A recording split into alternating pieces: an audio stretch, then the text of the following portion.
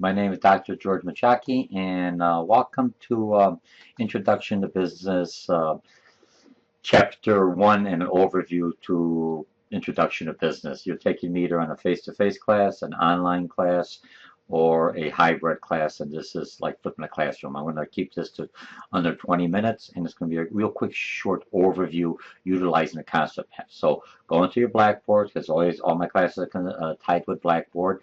Course management system, go into Blackboard, click on my mind maps. Now, the first mind map you're going to look at is an overview. This one is just going to talk about what this whole book is about. So if you're looking at McGraw-Hill book,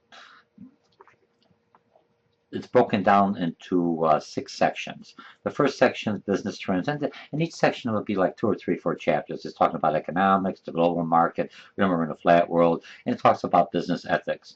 The next section is business ownership, different type of partnership, corporations, mergers, entrepreneurship, starting business plan.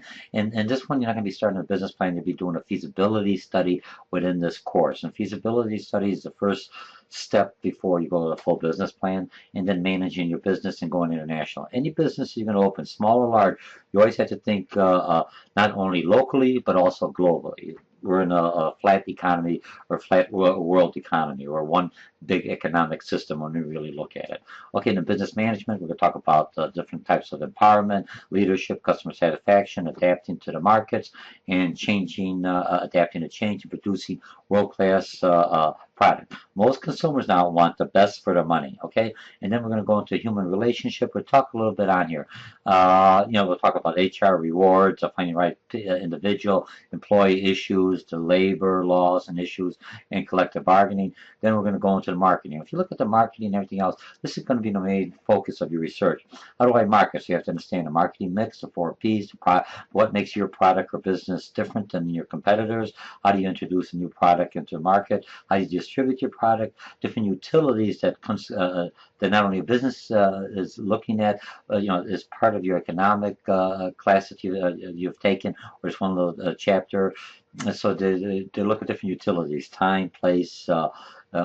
You'll see when you go into the course. I don't want to take everything away, because I'm just trying to go a quick overview here. And then your financial. And the financial is usually the hardest part of this book, is because now you're looking at your accounting, your financial background, and everything else you need, your management, your short-term and your long-term, and your stocks and bonds. Okay, so that takes care of our overview. Now I'm going to switch over real quickly.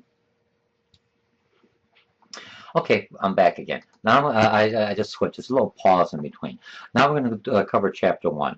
Now, again, your mind map. But Chapter 1, you will always have that the first tier. If you notice on my, for those of you, most of you aren't familiar with the concept maps or mind map, it's a way of taking 60 PowerPoints that you have available and presenting it on one sheet of paper, so you could see the whole picture. You could either see the whole picture, or you could do individual. So the first thing on Chapter 1, and Chapter 1 in any book is basically is an overview of the whole book. So, but what you're going to do, find out, let's go in here, let's see if I can make this just a touch bigger for you.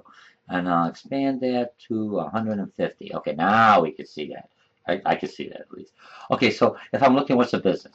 A business is any organization or any venture that seeks profit with being social responsive. Remember, so you're going to have the business, when you print out your mind map, concept map, after looking at, here's how I tell you to utilize the mind maps.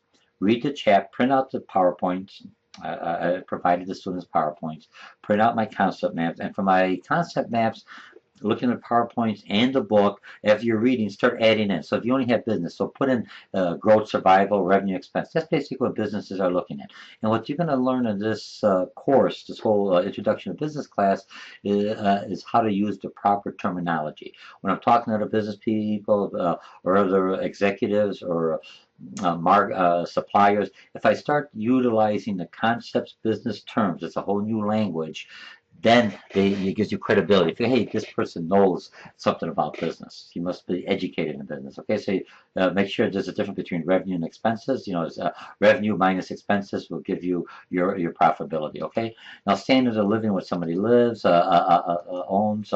let's see what I have there. Amount one can buy. Sorry, quality of life, political freedom, natural environment, education, health, safety, amount of leisure, reward. So make sure you understand those terminologies because this is part of the chapter. Entrepreneurship.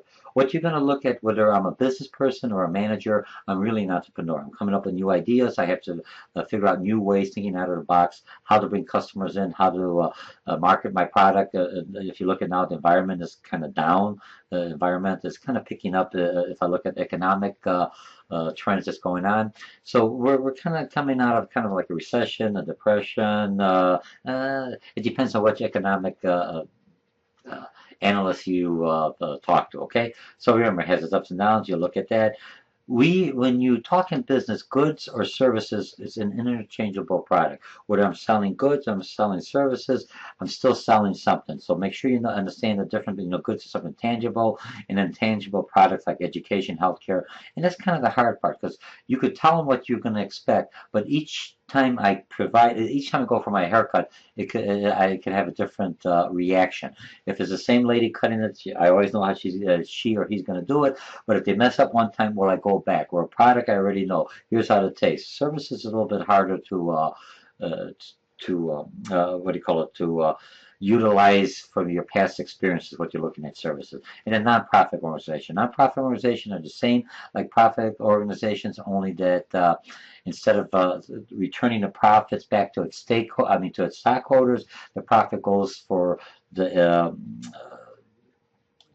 goals I'm achieving. If I'm a nonprofit for an animal shelter, all my profits after I pay the administrative costs goes back to helping to take care of the animals or battered women or battered men, whatever your nonprofit organization's mission statement is.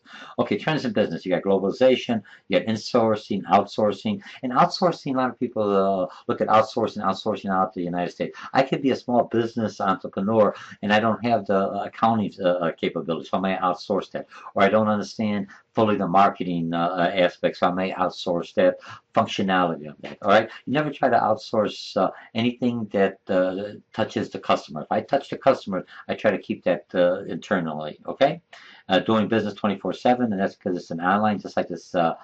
Like some online classes you take, you open 24/7. Most customers are educated. They're using technology. The workforce is aging, self-directed workforce. That's where empowerment comes in. To communication skills. You need both verbal and written communication in business. Decision making, whether you're a manager or you're a business owner, you have to be able to make rational decisions with limited amount of information. Leadership, that's a skill set that most of you, if you're taking this course and going to management or business, you have to have the leadership ability, and this some chapters going down there. Global, war and terrorism. Global, everything's going green. So if you look at how do I contain my what do you call it, environmental footprint, minimize it so I'm not upsetting the environment, okay? And then global climate change, not only in the United States, it's globally, okay? And the next one, social, population shift. So remember, my market, if I'm existing business and I'm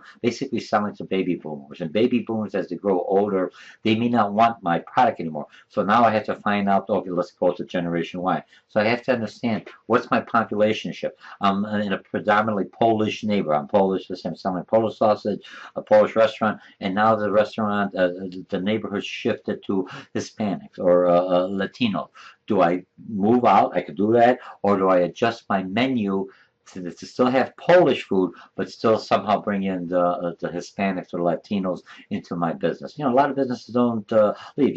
Hispanics, Mexicans, Puerto Ricans, or South Americans, they still like a little change. They get tired of Mexican food. They get tired of or Chinese food. So let's try Polish. But I have to know how to market to them.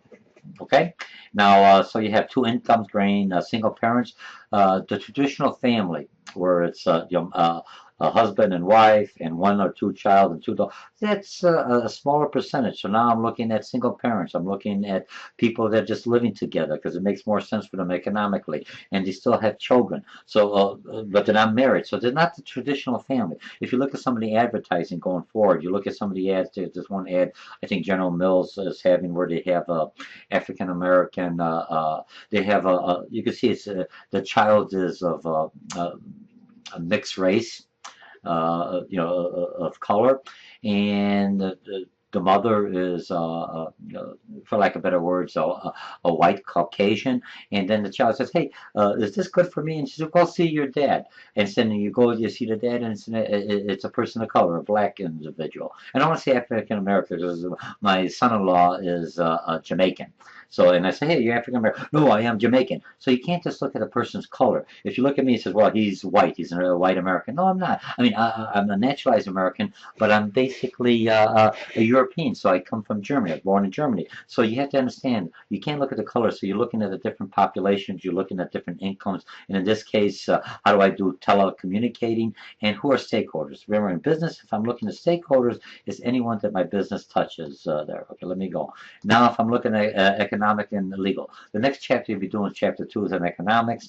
But if I look at just generally an overview of economics, you're looking at factors of production. What are factors of production? All that come: land, labor, capital, risk, profit, entrepreneurship, and knowledge. If I'm going to go overseas, I'm going to tie this with my economics. I'm going overseas. They have a lot of land, but there's the labor. They have a lot of people, but they're not skilled labor, or they don't have the capital, so or they don't have the roadway. So all those are parts of the fact of production. As a business person, I'm looking freedom of ownership, contracts and laws. The U.S. is main contracts and laws and everything else, and we'll have some other chapters going down. Eliminate corruption. You could not eliminate, you could minimize. We're in the Chicago area, so if you look at Chicago, we already got 2 governors in jail. We've got a mayor that's questionable. So if I really look at it, I mean, not questionable, the previous mayors had some issues, but that doesn't happen. But so if I look at corruptions around there, but the one thing around here is not acceptable. So if I'm looking at it, even though there are, because human nature, I want to make as much as I can, and if I think I could get away with it, I will try to get away with it. But as long as if I got the checks and balance to make sure if I caught you, so this will keep other people from trying to be unethical, for lack of a better judge. And we're not the only country that's unethical. It's all over. I don't care if it's a democratic system or a socialist system or a communist system. Human nature. What could if I could get away with it, I'm going to try. So what you're going to find out when you take when we take the ethics chapter that ties in on a lot of this with the legal, is that most of it is we want the person with integrity, but we're looking more for compliance. That's what the rules and procedures, competitives, productivity, efficiency, effectiveness, empowerment. All this has to do with the competitive avenue. If my employees are more empowered to stop a bad product or come up with new ideas or change or suggest, this is going to make me more sustainable, more profitable, and more effective and efficient going forward. And then technology. Like it or not, technology is there. Productivity, commerce, every business has some kind of internet component to it. Identity theft. How do I protect the identity of not only my staff but customers that are coming in there? Because I got a lot of customers just assume that I am protected. If they find out that someone broke into it because I had no safeguards to protect their identity, their MasterCard, their debit cards, they will not shop with me at all. I can tell you right now. Once that's gone, I'm going to look for somebody else. Okay, and databases. And databases is information I compile on my customer base. I should have a database for all businesses, so when I market to them, I understand my profile or my demographic of my customers. I understand what they buy or what they don't buy. If I understand my customer, and that's what you're going to be doing in your research product, I have to understand who my customers are. Once I understand who my customers are, what are the social aspects? How do they buy? What are the psychological aspects? What are the peer pressures? If I understand those components, I know the triggers how to sell my product. And the next, diverse workforce. Like it or not, you have race, gender, ethnicity, disability, age, language, religion, social. This is my workforce. And my workforce should be diversified enough to take care of the clients that are coming into me. I may not be able to, if I'm a predominantly, and I utilize this, if I'm predominantly in a Mexican environment, because that's where my businesses open up. And I very few Chinese or Asians are in there, but I got different age groups within that. So I have to understand that work group at least to have enough to reflect. So when Mexicans come into my or Hispanics come into my store, they could see a friendly Spanish speaking person. I don't have to be Spanish speaking, but my staff, I have individuals in there that know the language, because predominantly most of my customers coming in are Hispanic, or if I'm a predominantly Polish area, I'll have Polish speaking people to take care of my clientele, which is my customer base. Okay, I always have to show respect, avoid stereotyping. We'll go later on a few other chapters. Remember, I'm generalizing. Stereotyping means that everyone is exactly like this. If I look at myself, a Polish individual, I'm going to say all Polish people like Chavina. Chavina is Polish, is duck blood. I do not like duck blood. So if I'm stereotyping, I'm going to say every Polish person is going to eat duck blood. That is a fallacy. I could generalize that the population, majority of Polish people will enjoy duck blood, but I may not. And that's the same thing if I look at my daughter-in-law is Hispanic. Mexican, and she doesn't really like that much of Mexican. She likes some Mexican food, but not all of the Mexican food. Not as much as she'd be getting like more Polish food than she does Mexican food. All right, so you can't, so you can't stereotype. You generalize from a business perspective that majority of this culture, or if I'm looking at age, majority of baby boomers like this, or sexual orientation. Not everyone has the same sexual orientation, so you have to understand the different, and each group has a subgroup within it, okay? And then evolution of business, agriculture, manufacture, service. We're basically more into this information base. If you look at technology, we are coming back into manufacturing, but the manufacturing jobs that are coming back in the United States has a different type of a clientele, has a different type of a workforce. They're more technological, not the old production line. Everything is also computerized, utilizing AutoCAD or manufacturing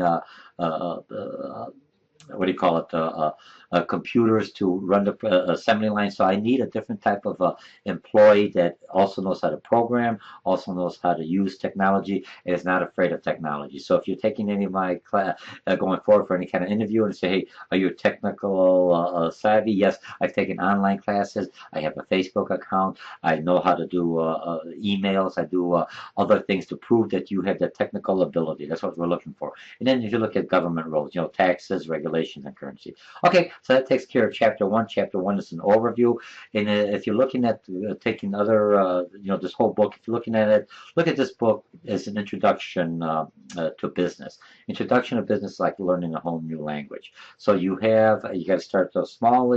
So in every chapter that you're taking within this series of introduction to business could be one full course, 16 weeks or 8 weeks going forward. So don't worry, look at this whole course as a smorgasbord, and you're picking up you're just picking up just so you have a general idea how all the components fit in business. So all the chapters that you'll be going, I think there's like 20 chapters that you're going to have in this series, and they're all just a quick overview at a higher level so you understand how all the parts fit. I don't care if you're a small business, large business, nonprofit, or for-profit business, you all have to have these components in it. All right, so I'll see you for the next chapter. So again, welcome to Introduction to Business. This is chapter one on business environment, and my name is Dr. George Mochocki, and I'll see you in a little bit. Bye.